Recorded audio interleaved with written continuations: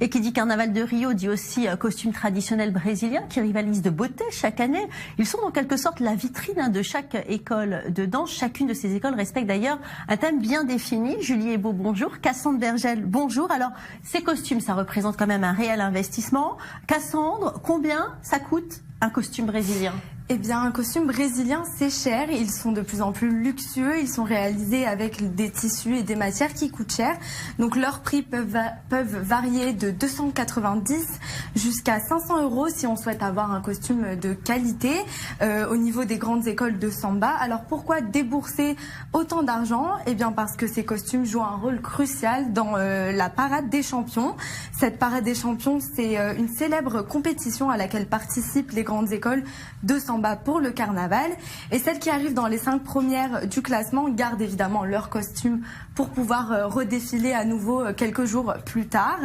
Et pour les autres qui ne sont pas arrivés sur le podium des finalistes, elles se séparent de leurs précieux costumes et habits de fête. On écoute.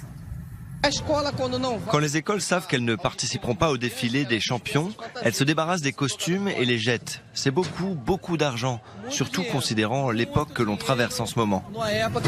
Bon, Cassandre, vous venez de nous le dire, donc les costumes, c'est cher. Le Brésil est dans un contexte économique quand même qui est difficile. Est-ce que c'est possible, finalement, de donner une deuxième vie à ces costumes? Oui, c'est possible, Valérie. Plusieurs options s'offrent à ceux qui souhaitent se débarrasser de leurs costumes en évitant de les jeter. Donc certains danseurs les donnent à des écoles de seconde division pour qu'elles puissent ensuite en profiter à leur tour l'année d'après. Il arrive aussi parfois que les danseurs ne puissent plus participer à la compétition pour cause de blessures ou d'un empêchement, ça arrive. Alors pour éviter de gâcher et de jeter leurs costumes, ils partent au recyclage. Il y en a qui le gardent tout simplement en souvenir. Mais lorsque vient le temps de choisir ce qu'il adviendra de son costume, il y a des chanceux qui sautent sur l'occasion d'être les nouveaux propriétaires de ces habits que les danseurs donnent. Écoutez. Je vais le ramener en avion en Argentine et je danserai avec là-bas.